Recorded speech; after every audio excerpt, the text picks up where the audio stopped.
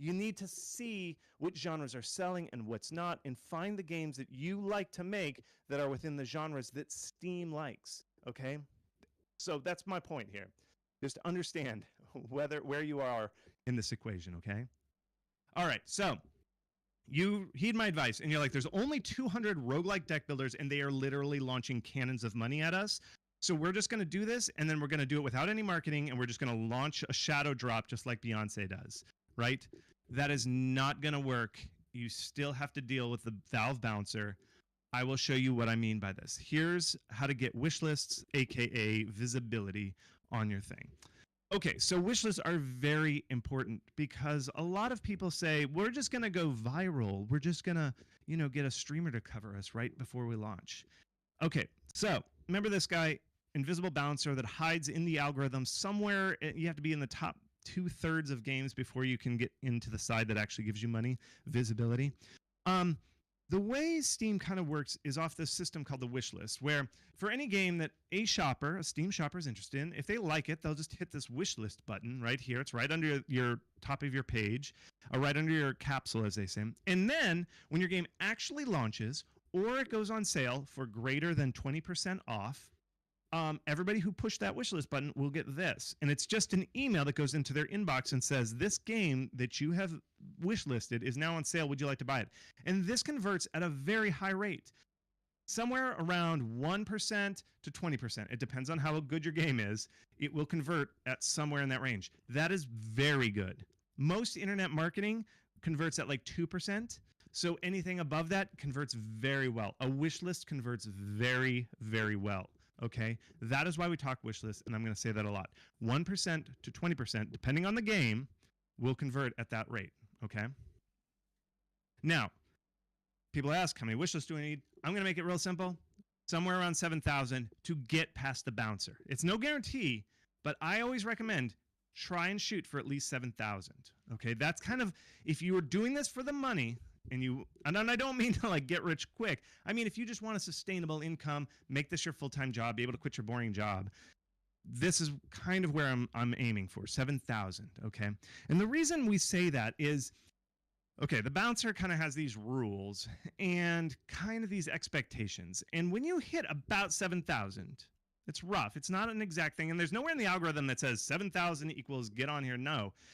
It just means that there's this widget here called popular upcoming. And when you have somewhere in 7,000, you're pretty sure to be on here. Now, the reason I say somewhere is because it's a ranked thing. So all the games releasing this week that have somewhere around 7,000 wish lists, you're competing against them. And the games with the highest wish lists that haven't released yet will show up on this list. And to be competitive, to make sure they show up, is 7,000, somewhere around there. It depends on what your competition is that week or what, but I kind of say it's a pretty safe bet if you have 7,000. That's why I kind of give that. I always go like this when I say 7,000. If you ask Steam, they say there's no number in the algorithm, and they're right. There is no 7,000. It just means it's a good goal to shoot for. Sometimes you can get in with 6,000. Sometimes you can even see 5,000. But to get 7,000 is a pretty safe bet to hear. Okay, that's popular upcoming. Now, the reason popular upcoming is so good is it gives you an extra boost right at the end. It gives you all this visibility. It's on the front page of Steam. But I kind of see it as a tacit approval from Steam that, hey, kid, your game has some visibility behind it. We're going to start just a little bit of promotion. We're just barely helping you here. That's the minimum just visibility they're willing to give away for free.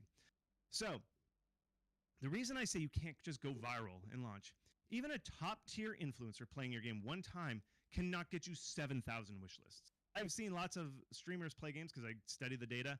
No single streamer can get you 7,000 wish lists but with one play. So if you're hoping that one magic streamer is going to stream your game and that'll get you propelled onto popular upcoming, it will not, my friend. It will not, okay? It's a marathon. You have to do a lot of these. You have to get lots of streamers to cover your game over the time period to kind of build up this 7,000, okay? It takes a long time. But this is a good thing that it takes a long time because you can perfect your marketing, okay? It takes time. You will have a lot of failures, but you've got enough time if you do enough marketing time to kind of build up this anticipation and get those several streamers to cover your game, build up that wish list past the 7,000, okay? So this is what the follower count looks like. This is just some random game I pulled that has a good campaign. But look, you see how this is over a year, you'll see these jumps. This is the total cumulative, it's a follower rate, but it's the same thing as wish list essentially. But you'll see they have these like low periods, up periods, low periods, up periods, low periods, up periods. This is what a good campaign looks like. You're building over time, and you're adding and you're accumulating all these visibility. Now there's periods. There's periods where you go really sharp spikes. You see these like cliff faces that looks like a cliff face. And then you go over here and you see those flat zones. This is a campaign. You have flat zones, you have spikes. So I'm going to show you both. We're going to talk about boring daily growth and then exciting promotions, okay? So let's start with the boring growth. This is what people like to skip by. Every day, Steam exposes your game to shoppers. You have to impress them instantly. So for example, these are two different games. Omanexto, Lo-Fi Ping Pong. About the same amount of impressions. This is a 7-day period rolling. Both games got impressions of about the same. And that means this is called a capsule. And this is called a capsule. And they get exposed by the Steam algorithm about 30,000, 35,000 times over the week. Okay? That's what a typical number looks like. Now, Lo-Fi Ping Pong got 3,000 visits, and Omanexto got 2,000 visits. That means a visit means somebody came over and said, ooh, that looks cool, and they clicked it with their mouse or touched it with their phone or something. That's what a click is. It turns into a visit because they went to their Steam page. Steam tells you that and said, oh, this game got 3,000, this game got 2,000, okay? Now, when somebody likes your game, they see the Steam page and they wish list it. That's a wish list, right? Over a 7-day period, Lo-Fi Ping Pong got 161, Omanexto got about 60, right? Okay, now if you look at that, the numbers aren't that different. You know, it's like 9.6%, 6.7%. You know, the wish list rate when they get to your page is 4.7 for Lo-Fi Ping Pong, 2.7 for Omanexto. I mean, we're talking like 1 to 2% here and there. But if you look and you extrapolate what happened that 1 week for a whole 52 weeks per year, that means that Lo-Fi Ping Pong is going to get 8,300 wish lists per year, whereas Omanexto is only going to get 3,000. These small daily improvements can have a long-term growth factor for your daily wish lists. And it just comes down to them looking at your Steam page, looking at your kind of like capsule, and being impressed and liking what they see to go on to wishlist it. That's what it takes. And so here is basically how to impress a Steam shopper. There's two big ways. You have to tell them what type of game you have in as short period as time, like 7 seconds is all you have. And then you have to demonstrate quality. Those two things are the big things that you have to do to impress the Steam shopper so they wishlist your game. So let's talk about how to get them to know what type of game you have in 7 seconds.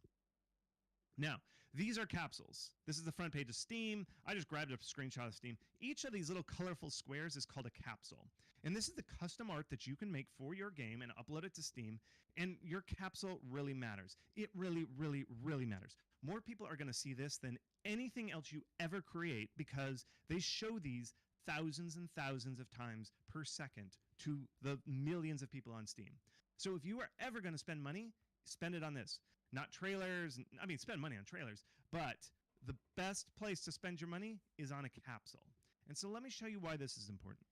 Most people think a capsule has to be dazzling. I have to describe my game and show what is in the game, the main character, who the opponent is, all that. That is not what your capsule is for. Your capsule has to, in a moment, in a microsecond, tell people what type of game you have. Because people have genre preferences. Some people say, like, you know what, I'm feeling like a horror game right now. I wanna play something spooky. And so they're gonna look through and they're like, oh, I love spooky games. That looks spooky. What is this game? They need something to hook onto so they know, like, oh, this is my type of game. So let's look at how they do that with a capsule. Your capsule actually has to just hint at what type of game it is. Now, all of these are kind of these building, crafting games that Steam loves, one of the great genres of Steam. But you'll notice, anytime there's a crafting game, what do they put in there? A hammer. All these capsules have hammers in them. This is a Santa crafting game. It's got a little Christmas hammer. I love that. A Timberborn. Look at that little secret hammer right here. That little beaver's holding the hammer. This game was so worried that they weren't going to get across that they are a crafting game that they put in 2 hammers. There's one right up there, one right there. If you're making a crafting game, throw a hammer on your capsule. Then the Steam shoppers, it's not that they conceive of it like, does not have a hammer. Oh, there's a hammer. Okay, I will click on this. It's just subconscious. It works at the nanosecond. You have to have these things in there to tell people what type of game you have. If you're making a space game, you have to have what they call spaceship ass, where you show the backside of a spaceship, and it has to have long tails of afterburners coming out of it. Look at I don't know if the length of the afterburner increases sales, but look at Stellaris has a really long tail on their spaceship there. So maybe the longer the tail, try it. Make a game that has nothing but tails. Anyway, so if you're making a space game, make sure to show the backside of a spaceship and draw these long tails on there. If you're making a horror game, very simple. You just show your monster, and then you write the name of your game. Super simple. Very, very simple to make a horror games capsule right there. It's almost done for you. Okay. Here's the thing is, after they look at the capsule, they scroll down, and they look at the genre here. So you just kind of look at this, and you just kind of say, like, oh, they look real quick. And so these are very important. Classify your tags. Make sure your tags really talk about your genre. The genre is so important to get to people that fast, okay? Now, genre matters, like I say. The time you say, we are going to make this genre, it really matters. And in general, this isn't like some very hardcore thing. This is kind of my gut. Es marketing sobre videojuegos. How to market a game on Steam se llama. Buscalo con ese nombre que te aparece. Feel. When I see a city builder game, typical city builder, we're going to get 50 wishlist per day. Action adventure, FPS type of games, 30 wishlist per day. And then a puzzle platformer is going to get about 7 a day, even lower. It's just the genre really matters, folks. I see these games every day, and for the most part, that is kind of what I expect when I see a game. If they're making different than that, I'm like, what's going on here? Okay, so it's really complicated to make a Steam page. I know. So I actually made a free game, how to make a Steam page. It's a free course, I should say. It's totally free, 100% free. How to make a Steam page.com. Just head on over there, and I'll show you how to make a Steam page, okay? So that we told you what type of game you have in 7 seconds. It's all about the genre. You got to tell them right away, this is what type of game we are. The next thing is you got to demonstrate quality. You got to show that you're worth it. And I liken it to, you know when you go into a fancy hotel? I'm going to recreate it. Oh, look at that. You just feel it when you walk in. You're like, this is an expensive place. I know nothing about interior design, so it's not like I'm saying, oh, well, they used this type of marble versus this. I don't even know. It hits me at a subconscious level. I'm just like, something here looks nice. I don't know what it is. That is what we're trying to do with our Steam page. There's no one thing that if a Steam shopper says, oh, I see that they use this type of lily, that means you can buy these lilies at this type of market for a high price. I know they use the expensive lilies. They don't know that. They're just like, whoa, that's a big bouquet. The same thing happens with your Steam page. So there's tons of these little things that you have to do to make your Steam page impressive. Number one is do not make your own capsule. Unless you are a professional working illustrator, do not make your own capsule. Even if you're a good graphic designer, do not make your own capsule. Hire an artist. I said that your capsule is going to be seen by more people than any other thing you do. More people will see that capsule than play your game, buy it, watch your trailer. This is the most important thing, your capsule. So hire an artist to make your capsule. Do not make it yourself. I can't repeat this enough. Do not make your own capsule. Hire somebody who is a professional illustrator. It can cost you somewhere around $200 to $700, and I know that's expensive. But if you're really trying to make a business out of this, it's worth the expense. If you can't afford it, it is worth working towards, saving up, mowing lawns, helping out around the house. Whatever you can do, it is an important investment to make a good capsule art, okay? So also, show off your gameplay. That is a great way. Have high-quality GIFs. Don't have low frame rate GIFs because that makes your game look cheap. You want your game to look expensive, like that expensive hotel. So very good GIFs. Your trailer should be professionally edited with gameplay. Show your gameplay right off the bat. Not too much of cinematics because players just want to see what type of genre you have. And describe your genre. Say we are genre X and Y. That is fine. A lot of people kind of poo-poo on saying, oh, we're this game plus this game. Everybody wants this. They don't say they want it, but they do. So I like to say this game is a mix of this genre and this genre. That is totally okay. Or it's like, we're like this game and this game. It's totally okay to do that. So how do you make your game look fancy? Again, it's very complicated. There's 1,000 little things you got to do. They're tiny little micro improvements. I talk about the whole thing and how to make a steampage.com. You head over there and I teach you how to make that Steam page, okay? It's totally free class because it's so important. I want people to be able to, everybody should have a good Steam page, okay? So let's talk about the exciting promotions. This is After you've established this, these are the spikes that I talk about. Like this is a spike that's an exciting promotion. Okay, like I said, these little spikes here. Okay, how do you get visibility? Where do people come from? How do we possibly do it? I did a survey where I surveyed 85 games and I said, where did you get your wish list spikes? Where did they come from? And I crunched all the data, mashed it together, and then I sorted it based off of activity. And this is the graph that came out of that. So the number one way, I'm going to walk through this real fast. The number one way is festivals, then TikTok, then streamers, then Reddit, then the press, then Imager, which actually I'm not going to mention because it doesn't work anymore, and then Twitter. Twitter's at the end. Social media is mostly at the end. This is where you get visibility. Really, in this top third right here is where you're going to get most of your visibility, and let's talk about this, okay? Festivals are the number one way to get wish lists. I cannot emphasize this enough, folks. People aren't talking about this enough. Festivals, and we'll show you how to get in there. But when you get into a good festival, we're talking like 5,000 wish lists. A festival will last a weekend. In that time period, you can almost get that magic 7,000 in one weekend. If you're in a high placement, not too many games, and your game's looking extra fancy, you can get in there. When you get fancy, your game is going to be up there.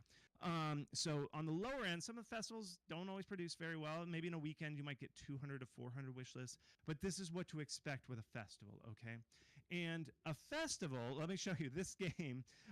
We Who Are About to Die on Steam right now, they did years of marketing. They did a great 9-gag Imager post. Look at these little spikes. He's like, we were working really hard on our marketing, and then he realized festivals. This is a festival spike. This is for being in the Steam festival. In a single day, he got 3,400 wish lists. This is festivals. This, folks, is what festivals are. You need to be doing festivals, okay? And I'm not talking in-person festivals. Even if there wasn't a global pandemic, I still don't recommend you doing physical festivals. Think about it. You cannot get 3,400 people to look and wishlist your game in person in a day. There's just no way. Even PlayStation can't do that. I am not talking in-person festivals. They are a waste of time and money. Do not do in-person festivals. What I'm talking about are online festivals, like third-party organized ones, like this Guerrilla Collective, publisher sales, which you can't get into unless you're published by one of these, like Team 17. Steam sometimes organizes themed festivals, like Talk Like a Pirate Day, where they feature pirate games. And then Steam seasonal festivals, like the Steam Next Fest, which happens 3 times a year. Every 4 months, they have a festival. We still have one right now. If you go to Steam, look at the top. It says Steam Summer Festival. That's the summer festival. Everybody gets into that one. These you have to basically apply for. Well, this one you have to apply for. This one you have to be published. And this one also you kind of apply for. But those are the types of online festivals. And these are Steam page takers. Like, you have a big banner on Steam on the front page that says, try this festival. And then they click it, and there's tons of games in that festival. That is where it comes, okay? Now, we have a special thing. Festivals are so important. We created a bot in my Discord to remind you to apply for festivals. That's how important it is. So head over to howtomarketagame.com/Discord, and there's this channel called Event Reminders, okay? And when the deadlines are coming, you get a warning 1 week before and then a warning 1 day before. We will remind you when a festival's coming, and we curate these festivals. We say, oh, there's a festival over there. You got to apply. So you apply. If they like you, they get in. They're worth the money. Folks, I cannot emphasize this enough. Go get festivals. And if you're nice, stay. But if you've ever been kicked out of a Discord, don't come. Okay, let's go. So what works? TikTok is the next one. TikTok's new. I don't know if this is going to last. I heard recently that China's starting to watch our data on China servers, even if we're right here. So again, social media networks are always a little dodgy, so I'm going to talk about it, but just be careful out there, folks. So 10,000 wish lists, 8,000 wish lists, 3,000 wish lists for a viral TikTok. Now, these are hard to do. I don't have any tips. I don't know how to do them, but they work. Study the market, figure out how to do TikToks. I don't have any tips, but it's worth practicing because you can get a ton of wish lists if you do things right. Okay, I can't emphasize this enough. It's worth practicing because the upside is high enough. Okay, the next one is streamers. Streamers are very big. Third best way to get wish lists. The top earner I saw was Riftbreaker, which got 15,000 from a Chinese streamer who streamed their game. The high end is like 8,000 for Northern Lion. Soda Poppin' and Splattercat is the next one, where you can get about 300 to 1,500 if you get covered by Splattercat. That's what I saw. These are real data numbers. This is like, I saw a game get 2,000 when they were covered by Soda Poppin'. So here's the basics of a streamer. This is the real way to get covered by streamers. You need to create a demo, and you keep it up forever. Don't wait until your game's about to launch to start reaching out to streamers. Put that demo up. And the reason you create a demo is it gives you something that you can hand to a streamer that they can play. Streamers can't just play your screenshot and look at your trailer. They need something to play on stream. So if you create a demo, they will play it as soon as you get a demo. You don't have to wait until you've got a game to launch, okay? Then find streamers who like your type of game. There's Sully Gnome and Playboard.co are great search engine tools for searching for streamers based on your genre. So you can look up games that are similar to yours and see which streamers are playing them.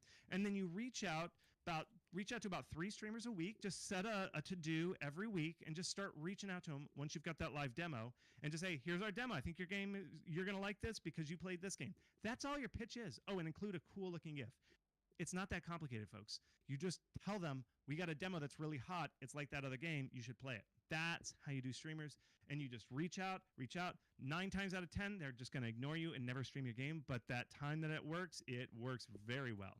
Okay, these are some of your best bets for streamers. These guys have the unique combination of they play a lot of indie games and their audience is hungry for indie games. Sometimes streamers play your game and you get no wish lists. These guys right here, Soda Poppin', Wanderbot, Splattercats, Clemmy, they're pretty consistent about covering a wide variety of indie games. So I would submit my game to all these guys.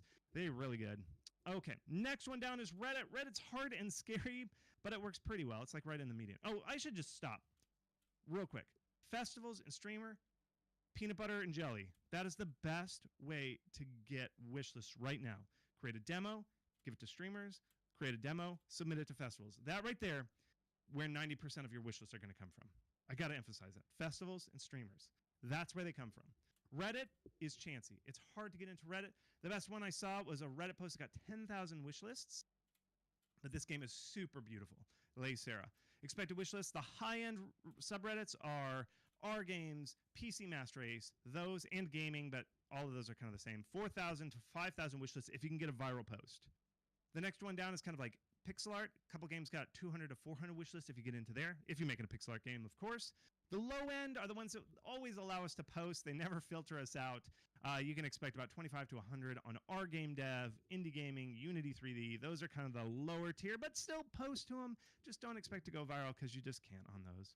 Next down is press. Let's talk about press. Not as big as it used to be. Riftbreaker, the best game I saw was 9,000 from a Eurogamer article, but this game is incredible, Riftbreaker. Expected wishlist rate, Kotaku's going to get you about 10 to 100, somewhere in there. A big PR push across multiple sites can get you about 2,500 wish lists. So if you note, to hire a PR firm is usually about $5,000. That's about your expected wish list rate. So if you hire a PR firm, and that's what you can get out of it. You do the math if you want that. Just figure it out. Let's wrap it up with Twitter and social way down here, bringing up the rear. For the most part, social media doesn't work. It kind of works a little bit sometimes, depending on your game. Best one I ever saw was 900 wish lists for this game, Chessplosion. Typical wish list rates for an announced tweet. This is when you say, we're announcing a game. Look at our game. About 372 to 900-ish. I just rounded up Chessplosion because it looks better. Can you pet the dog? People spend hours and weeks creating a dog that you can pet. Your expected wish list rate. I saw 2 games that covered by Can You Pet the Dog. One got 10 wish lists, one got 160. Please be considerate about your time and whether it's worth it to add a dog that you can pet. That's what your expected thing. Screenshot Saturday, 0 to 60, somewhere in there. This is why I'm saying we spend too much time thinking about Twitter. It doesn't work as well as you want. One exception is if you're making a super cute game with the big eyes, floppy ears. This game, the Gator game, actually got about 7,000 wish lists for their announced tweet. The reason I took it out of the chart and didn't include it is it really depends on your game. If you have a cute game, you can do well on Twitter. But here's the thing is, this is how I treat Twitter. I tell a client, tweet for about a month the best gifts you have. Don't hold anything back. The cutest gift you have, the best gift, the best explosions. Tweet those. If after 1 month, 2 months, you're not seeing any traction, you're not going viral, pull back on Twitter. It's just not going to work for you. This game, I think, immediately once they tweeted this cute gator, the game went viral on Twitter. So if you're not seeing the traction and you're like, Chris, I tried Twitter over and over and over and it's just not working, you just don't have a Twitter-friendly game. Cut it out of your daily grind. Don't worry about it. Don't stress out. You can get by without going viral on Twitter. Now, one of the funny things after I did this survey is I looked back on the typical advice everybody always gives indies and it was like, tweet a bunch and contact the press. Well, what were the two worst performing things? The press and Twitter. We've been for years done indies the wrong thing. So, I mean, these kind of work. Again, if you have a Twitter-friendly game, it works. But for the most part, these things are on the lower ends. Indies spend way too much time on these two and not enough on the combination, the peanut butter and jelly of streamers and festivals. Those are the best things. The best time that you will spend is trying to get these three things to work. That's what really generates visibility. So, with that, let's talk about Valheim. Because Valheim went viral, what people think is viral. Let me just tell you what we learned after looking at Valheim and why this game connected as well as it did. Okay, so it sold millions of copies about every day the week it launched. They were saying, oh, we got another $100 million because 1 million people signed up. This is their follower chart. So this is their campaign. They started way back here. It was about a 2-year plus marketing campaign where they had a Steam page up before they launched, and then they went super gonzo. Let's take a look at what and why this happened now that you know so much about how to market your game in 2022. So here's the launch basics. When they launched, they had 160,000 wish lists. And this is a mistake. If people think, oh, this game just popped up out of nowhere, I never even heard about it, and then it blew up. It didn't. They generated 160,000 wish lists. Remember I said the lowest bar you should clear is 7,000. They had 160,000 wish lists. They worked very hard to get that. This was not just like out of nowhere success. They had been building this success for a very long time. Okay, what genre is Valheim? Dark setting, just like Steam likes. Deep gameplay. Endless replayability. All of this stuff is exactly what the Steam audience likes in games. It is deep, it is gritty, it is like violent. That's just what Steam likes. And they just nailed it. Valheim nailed it. Okay, was it Twitter? This cute tweet, I tracked down the very first announced tweet for Valheim. This is it. How many? If you can't see, it got 15 likes. 15. I don't even think it got a retweet. It got 15 likes. If you are sad because your Twitter is not popping off, it's not necessary. It is not necessary to succeed on Steam if your Twitter is not blowing up. It is okay. In fact, when they launched, you know how many wishlists or how many followers on Twitter they had? 1,700. They had 1,700 followers when they launched Valheim. It had nothing to do with Twitter. It had nothing to do with Twitter. So if you zoom in really hard, because the scale gets blown out because they went so big after they launched, there's this little tiny blip right in here. There's this little blip. You can barely see it. What that blip was E3. They were featured prominently in one of these festivals. It was the E3 festival. I estimate they got about 15,000 wish lists by doing some calculations on that blip. It was also the time they announced they got published by Coffee Stain. So they had this great video. It was published under the Coffee Stain label, which is very big with that genre. And I figure I've done some other calculations on there. Before they were signed with Coffee Stain, they were clearing about 50 wish lists a day, which is very respectable. I would go crazy if my game was getting 50 wish lists a day. After they signed with a publisher, Coffee Stain, which is in they publish the same genre, 120 wish lists a day. That's the organic daily growth. That is insane. That is amazing. They also, remember how I said you have to have free demos, you make your game public, release your game out there. They had a public beta, alpha. They were on itch. They were doing a lot of open development. This is very good stuff. Very good stuff. They got pre-launch streamers. They reached out to the streamers. They did a lot of work ahead of the stream. This is probably the publisher doing most of this work. So streamers really matter. This is everything. It wasn't just like an out of the blue overnight success. A long development period with lots of marketing, lots of alphas and betas. They got a prime E3 festival featuring. They signed with the right publisher. They launched with 160,000 wishlists. They had pre-launch streamer campaign. The genre, which is the most important thing, is good, and the game is good. The game is super high quality. And it's just fun. So this is why a game like that blows up. That is the secret to a game in 2022. So one last thing is to stick with it. I just want to leave you with this. I do the math. Like, I scrape Steam. I read the scrapings that they do of Steam, of every single page on Steam. There are 44,000 studios on Steam. Not games. 44,000 studios. 75% of those studios have released one and only one game. That's it. And then they just fold up shop and they go. 75%. And this is the thing. Too many people quit after their first game fails. Your first game's supposed to fail. That's the name of it. This is how many studios have released only one game. 38,000. Only 7,000 studios released two games. And then for the third game and fourth game and fifth game, it just gets smaller and smaller and smaller. You can't always control how well your game does, but you can control if you make more than one game. And I'm telling you, your success will go up when you release more games. So I know you're probably working on your dream game right now. Don't fret if it doesn't sell well. Focus on releasing multiple games. What's your second? What's your third? What's your fifth? I want you to release so many games because you will stand out. Look at how many studios have never pulled that off. You're going to pull it off. Yeah, you will. Do it. Okay, so here's the thing. This is the end. I'll answer questions after this. Here's some stuff to do. Okay, howtomarketagame.com/free. That's my free newsletter and other free stuff that you get. Okay, go there. I publish a weekly blog where I talk about this stuff. You'll learn stuff. I'm doing this. I have this class that teaches you how to market that game. Like what I just talked to you, but in depth, like literally how to do every step from top to bottom. ProGameMarketing.com. I'm going to, because you attended this festival, SimFest, I'll give you $75 off the class. You just got to type in SimFest as a code. But it's only going to last till Monday. I'm going to pull the coupon. The coupon expires on Monday. But I'm throwing $75 off the class if you sign up. So go to ProGameMarketing.com, sign up, and then also howtomarketagame.com/free where you can get the newsletter. That's it. I'm open for questions. What's up, folks? Ask away.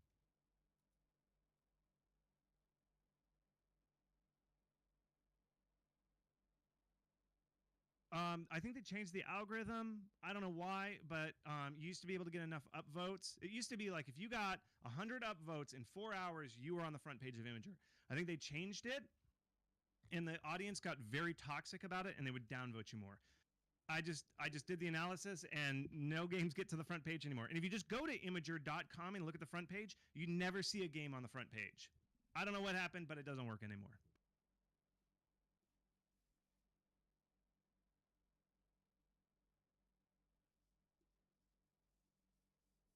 Okay, you should be applying for the regular festivals that they don't care how many times you get into it. These are the festivals where on my Discord, if you go to there, you sign up for them. Do that all the time. Like you should be setting a calendar. Well, if you join my Discord and look at the calendar, every week you should be applying for a festival or at least looking for them. So for normal festivals, do that. For the Steam Next Fest, which you can, correct, you can only do this one time and one time only.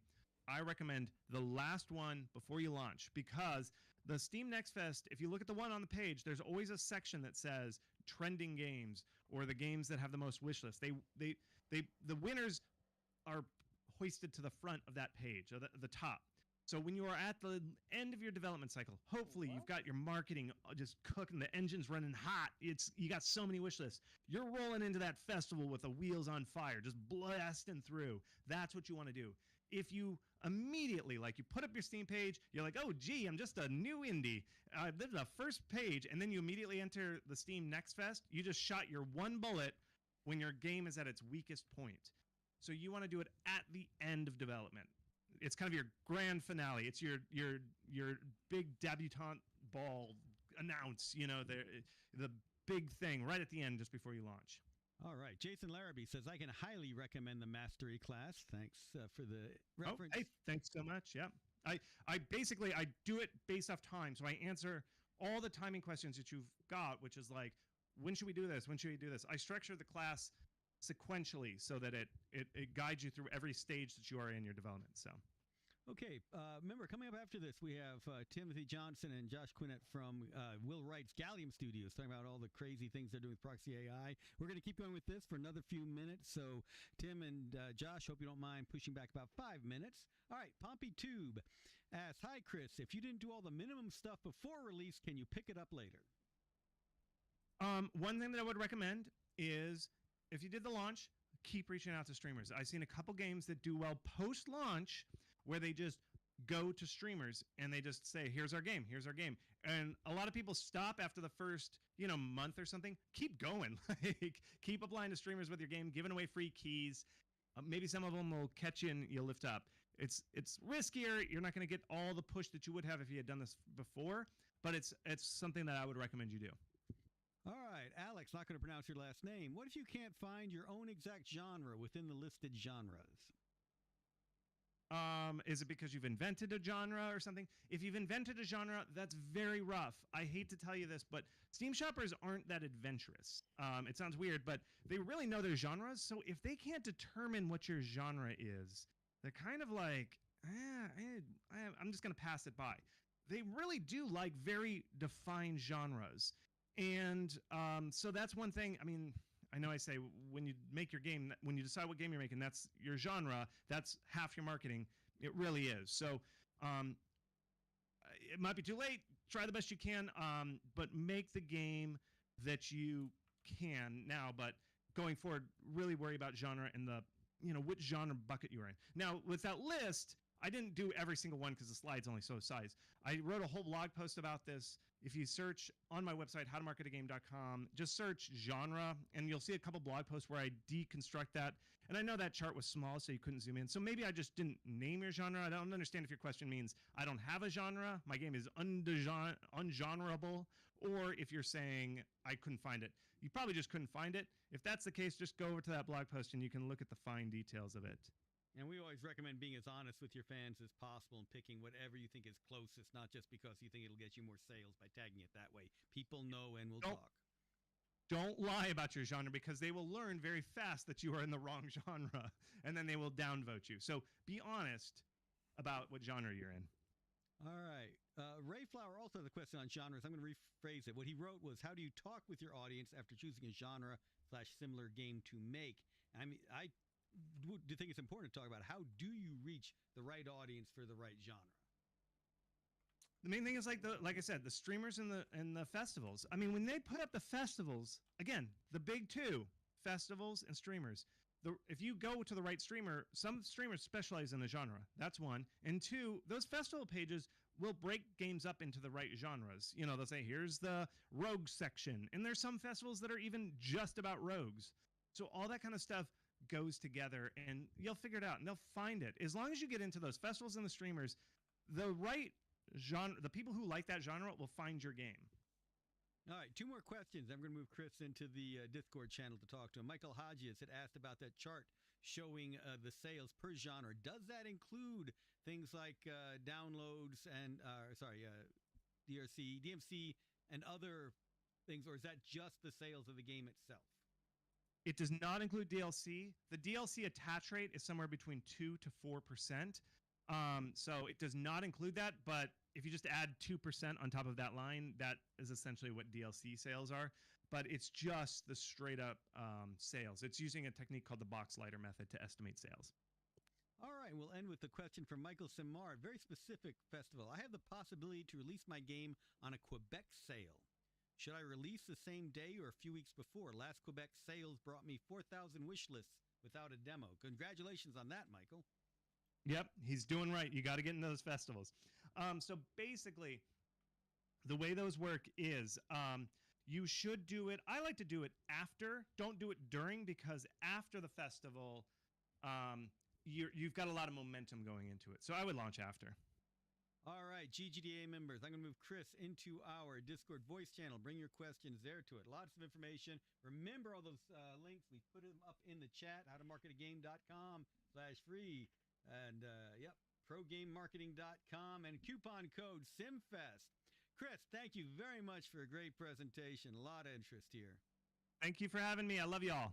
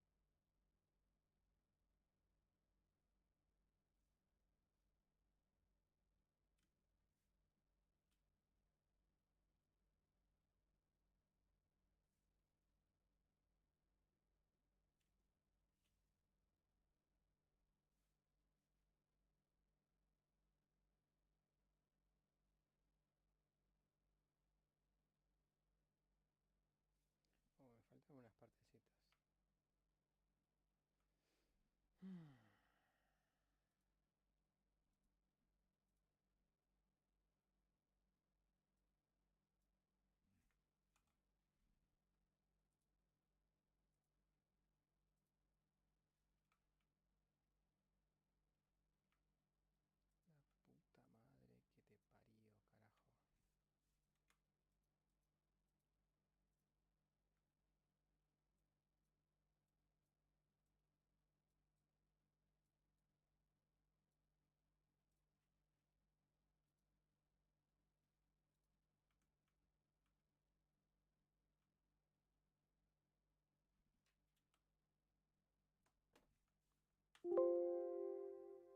Dale, loco. Tan difícil es apretar este botón del orto.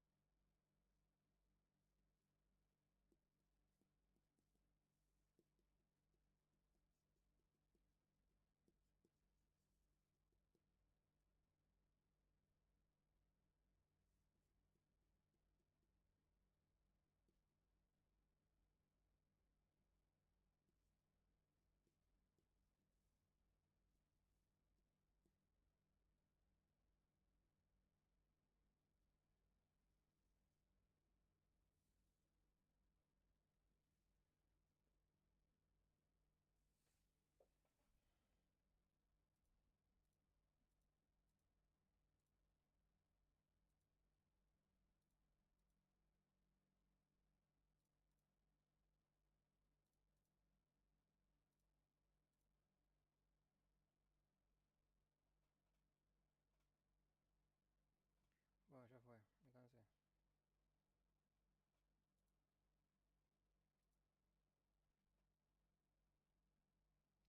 1 hora y cuarto. Casi 2 horas.